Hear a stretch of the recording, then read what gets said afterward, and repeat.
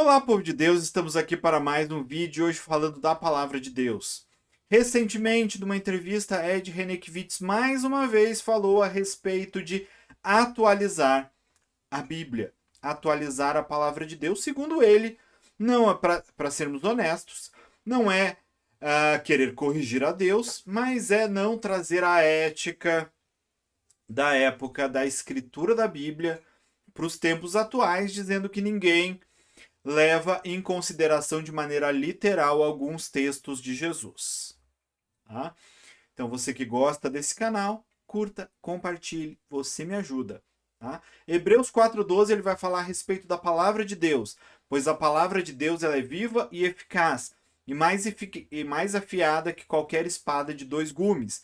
Ela penetra até o ponto de dividir alma e espírito, juntas e medulas, e julga os pensamentos e as intenções do coração. A palavra de Deus, obviamente que ela precisa ser entendida, ela precisa ser compreendida no seu contexto histórico. Obviamente que existem textos que são complexos de entendimento para nós hoje, porque nós não temos a cultura da época. Porém, a gente não pode utilizar esta dificuldade, que ela é inerente, como uma forma de tentar colocar conceitos modernos dentro da palavra de Deus. Tá? Existe uma coisa que é tentar entender o que a Bíblia estava falando, e a gente vai se aproximar cada vez mais. E outra é tentar impor à palavra de Deus conceitos que são modernos. Normalmente, quem fala em atualizar a palavra de Deus, ela trabalha com a questão de atualizar a ética do Novo Testamento para uma ética mais liberal no momento de hoje. Inclusive, mais socialista, mais vinculada a movimentos de esquerda. Normalmente, quem trabalha com a atualização da Bíblia, na verdade, quer impor determinadas situações. Mas se nós formos olhar os conceitos que eram combatidos e o modelo de sociedade que nós tínhamos na época que a Bíblia foi escrita, nós veremos que nós temos muitas semelhanças. Os gregos eles eram muito intelectualizados. A Grécia era o berço do conhecimento na época. Havia muitos filósofos gregos. Existia um pensamento grego e romano muito forte na época, no qual eles eram intelectualistas e eles tinham uma sociedade com uma série de liberalidades e aberturas. A Bíblia ela foi naturalmente trazendo luz a esses comportamentos e corrigindo-os. Então a imoralidade não era uma preocupação para os romanos. Se a gente for olhar imperadores, nobres, pessoas do convívio de Roma, relacionamentos fora do casamento não eram um problema para os romanos. Sejam eles de baixa classe, sejam eles de classe elevada. E a Bíblia vai trabalhar contra essa situação. Existem muitos, por exemplo, nessas igrejas liberais, que, por exemplo, dizem que todas as religiões elas levam a Deus. A palavra de Deus, a Bíblia, ela fala que Jesus é o caminho, a verdade e a vida. E aí o que acontece? Hoje, quem quer atualizar a Bíblia quer dizer que nós precisamos respeitar outras formas de fé. O que acontece é que a gente olha para a Bíblia, a gente olha para o Novo Testamento, e a gente vai ver que Jesus condena as outras práticas religiosas e os apóstolos seguem o mesmo caminho. Inclusive, a igreja não seria perseguida se aceitasse o culto ao imperador. A igreja só foi perseguida no primeiro século porque se recusou a prestar adoração a qualquer outro que não fosse Jesus. A igreja foi rejeitada pela liderança dos judeus porque apresentava algo único e exclusivo. Não abria outras possibilidades. Quando Jesus declara, eu sou o caminho, a verdade e a vida, ele trabalha de maneira exclusiva. Quando Pedro diz que não existe outro nome capaz de salvar, ele trabalha de maneira exclusiva. Então, assim, aí a gente vai pensar que os apóstolos sofreram tudo o que sofreram para declarar que Jesus é o único Senhor, que Jesus é o único caminho para a salvação, para que eu hoje, 2000 anos depois, diga que eles estavam errados. E, da mesma maneira, além de falar que eles estavam errados, eu simplesmente vou dizer que não estou tentando corrigir a Deus, porque simplesmente estou corrigindo homens humanos que erraram.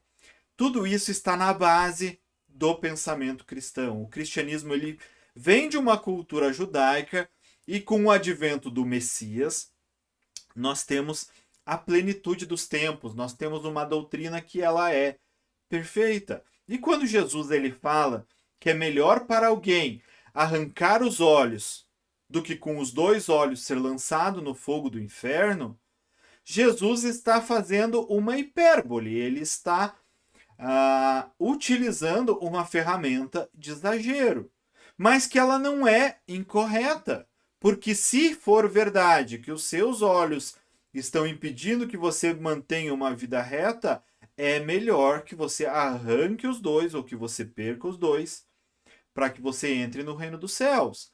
Diferentemente, não uma pessoa se auto-infligindo isso, mas Paulo fala aos coríntios que entregou o corpo de determinada pessoa a Satanás para destruição do corpo, para que o espírito pudesse ser salvo. O que Paulo está falando? Que em determinados momentos é importante que Deus traga, em alguns momentos, algumas dificuldades físicas que impeçam algumas pessoas de pecarem. Isto é literal, isto não é uma figura de linguagem, por mais que seja uma hipérbole, é um exagero. Jesus não está dizendo que as pessoas precisam arrancar seus olhos, mas Jesus está dizendo que o olho, o seu olho, a sua capacidade de visão, ela vale menos do que o relacionamento que você tem com Deus. Mas essa é uma questão. A questão de você utilizar figuras de linguagem, metáforas, alegorias, isso a Bíblia trabalha. Então a gente entende metáforas, a gente entende alegorias de acordo como elas são colocadas. O problema é tentar subverter a doutrina, tentar subverter a palavra de Deus para que eu imponha o meu pensamento ao que tem na Bíblia. A Bíblia tem alguns textos, como o próprio apóstolo Pedro fala, de difícil compreensão. Mas a gente precisa entender que ela não contém erros e ela não precisa ser atualizada. O que a Bíblia precisa é ser entendida. O que a Bíblia precisa é ser pregada. O que a Bíblia precisa é ser explicada para que as pessoas possam compreender o que Deus diz através da sua revelação. Jesus foi a revelação máxima, segundo os textos bíblicos, veio na plenitude dos tempos. Nada é maior do que Jesus. Eu não sou maior do que Jesus. Ed René não é maior do que Jesus. Qualquer líder mundial, Donald Trump, Barack Obama, Joe Biden, Putin, nenhum homem é maior do que Jesus. Jesus veio, revelou o que precisava ser revelado e hoje nós temos a revelação completa. Tudo que discorda da revelação completa, como o apóstolo Paulo fala, mesmo que venha um anjo pregar outro evangelho, ou eu mesmo venha pregar outro evangelho, este é o evangelho verdadeiro. A doutrina precisa ser ensinada, a palavra precisa ser explicada e não atualizada. Precisamos contar às pessoas o que Jesus disse e espera de nós, e não criar situações para que as pessoas continuem andando em erro. Hoje nós queremos permitir todos os erros. A Bíblia, ela nos molda e nos transforma. Através da palavra nós podemos ser transformados. Então, creiamos na palavra. Mais uma vez eu digo, a Bíblia não precisa ser atualizada, a Bíblia precisa ser explicada e vivida. Porque a mera letra mata, mas o espírito vivifica. Agora, o mesmo que diz que a letra mata e o espírito vivifica, olhando para os fariseus, ele diz: olha, o que os fariseus dizem está certo. Façam o que eles dizem, mas não vivam do jeito que eles vivem. Há um problema de um farisaísmo moderno? Há um problema de um farisaísmo moderno. Mas o problema não é a doutrina, o problema é a prática. Vivamos a palavra de Deus. Muito obrigado. Você que gostou, curta, compartilha, porque você me ajuda a levar a palavra de Deus. a mais e mais pessoas.